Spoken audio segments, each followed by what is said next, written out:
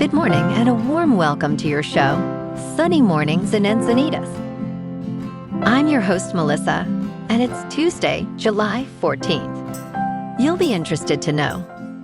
237 years ago, today, in 1789, Paris crowds stormed the Bastille, a symbolic royal fortress, sparking a popular uprising that pushed for liberty, equality, and new popular participation in government.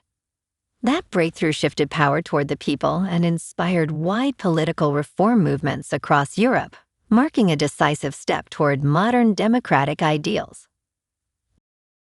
So now you know. And now, it's time for the Surf Report. Tuesday in Encinitas.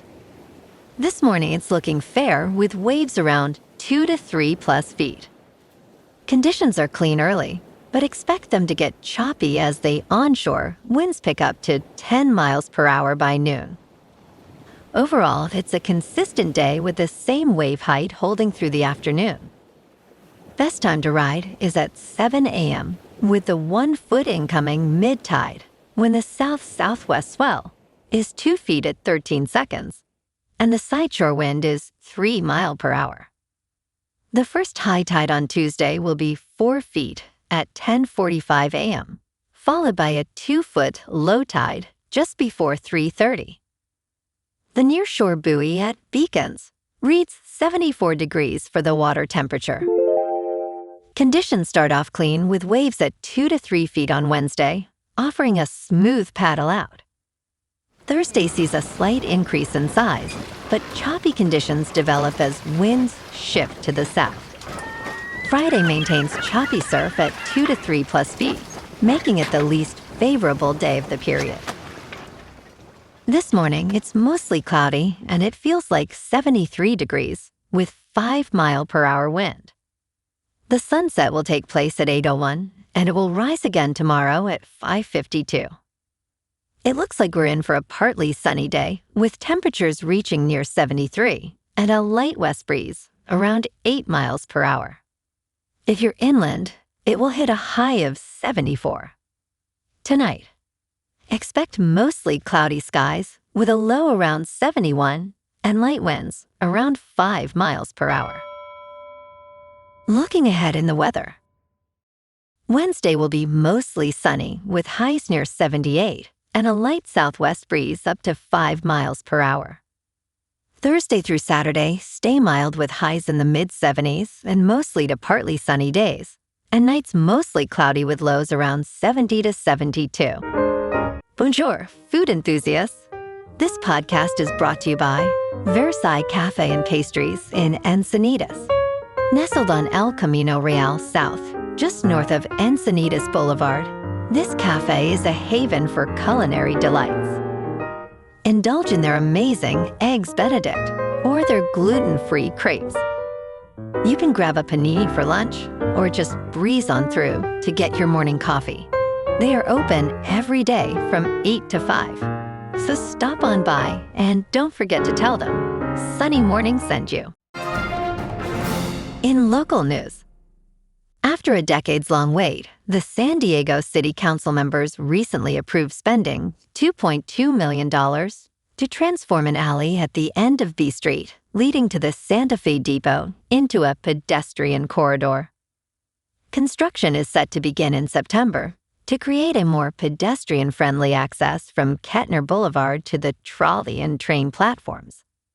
The city promised new paving, lighting, and landscape walls to enhance safety and improve the corridor, with project completion estimated by May 27. This project, dating back to 2002, will not be funded by the city's general fund, but mainly by a property tax trust fund for city redevelopment.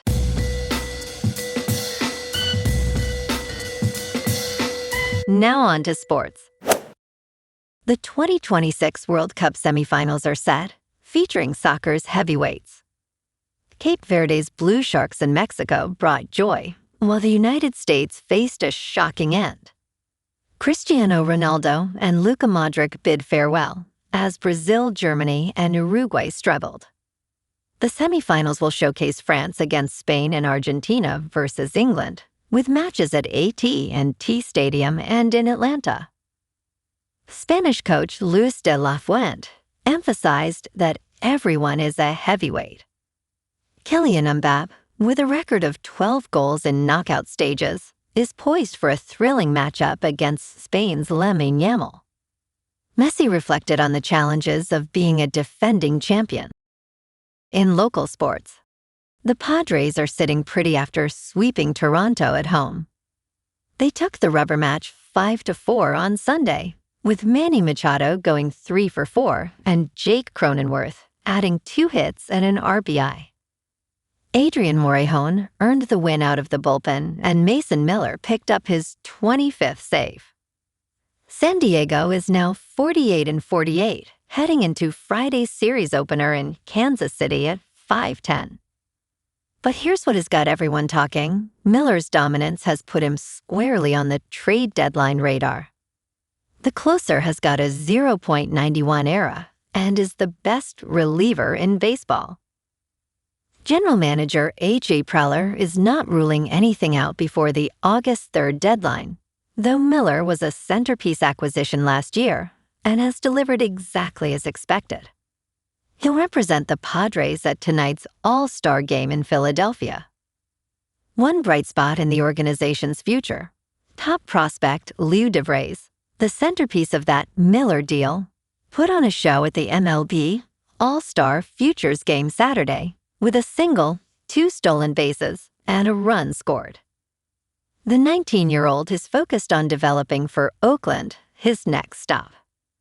Meanwhile, San Diego SC just made a move of their own, acquiring midfielder Gabriel Pirani from DC United to add attacking depth. The Chrome and Azul return to action July 25th against FC Dallas. In top news, states are suing to block Paramount from acquiring Warner Bros. Discovery in a significant Hollywood merger. Led by California, the lawsuit argues that this unlawful merger would result in higher prices, lower quality, and less content for film and television. California Attorney General Rob Bonta emphasized that they are fighting for free and fair markets. Paramount, however, claims that the lawsuit could harm entertainment workers and warned that delaying the transaction could lead to significant cuts.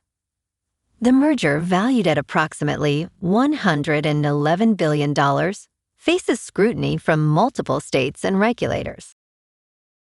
In business news, humanoid startup Limbus Dynamics is preparing to go public just over 4 years after its founding during the pandemic. Founder Will Zhang stated, "Listing is a must," highlighting the importance of timing. The company recently raised $200 million in a pre-initial public offering round. Zhang compared this to Chinese electric car startups that successfully listed in the United States. Limbus's valuation reached $2.2 billion, with participation from international investors. China's investment in humanoid technology surged to $7 billion in the second quarter. The approval process for humanoid companies is accelerating, with Limbus aiming to ship thousands of robots to the Middle East. In crypto movement, Bitcoin is down 1% to about $63,000. Ethereum is unchanged at just under $1,800. And XRP is down 1% to $1.08. Moving on to a more local vibe. In our community spotlight on health and wellness, we are working with a national Pilates studio to bring you some free classes, so listen up. Check out Club Pilates, with several locations in the San Diego area. Pilates presents a comprehensive wellness approach, cultivating strength, reducing tension, and elevating mental well-being. Scientific research affirms its benefits. So now you can check out Club Pilates for a free class, with locations in Encinitas, Solana Beach, Oceanside, La Jolla, and more. Just be sure to tell them Sunny Morning sent you by. And now, back to the show. Let's talk science. Russia is launching a NASA astronaut and 2 cosmonauts to the International Space Station on July 14th. The trio will lift off from Baikonur Cosmodrome in Kazakhstan atop a Russian Soyuz rocket at 10:47 in the morning Eastern Daylight Time. You can watch the live coverage starting at 9:45 in the morning Eastern Daylight Time on space.com or NASA's YouTube channel. The crew, including NASA's Anil Menon, will dock with the International Space Station after just 2 orbits, around 1:56 in the afternoon Eastern Daylight Time. Menon will conduct various scientific experiments during their 8-month mission. And in entertainment news, Disney's live-action Moana did not make the splash expected, leading to questions about its box office potential and the future of animated remakes. Despite anticipation of an opening above $60 million, the film debuted with only $43 million in North America, marking one of the weakest debuts for Disney's remakes. With a production budget of $250 million, the film struggled against competition from other family films. Critics gave it a 34% approval score, though audience response was more positive, with an A Cinema score. The timing of its release, alongside the upcoming Moana 2, may have impacted its performance. Well, alrighty folks, it's time for the quote of the day. And today, our quote comes from the French philosopher and writer Jean-Jacques Rousseau. And he said, "Man is born free, and everywhere he is in chains. This reflects the enduring struggle for liberty and equality, themes that resonate with the storming of the Bastille and the pursuit of democratic ideals." And that's a wrap for this morning. You can check out our Instagram, YouTube, and TikTok for some captivating aerial videos with local news and the surf reports. Have an amazing day, my good friends. We'll see you tomorrow with another episode of Sunny Mornings in Encinitas.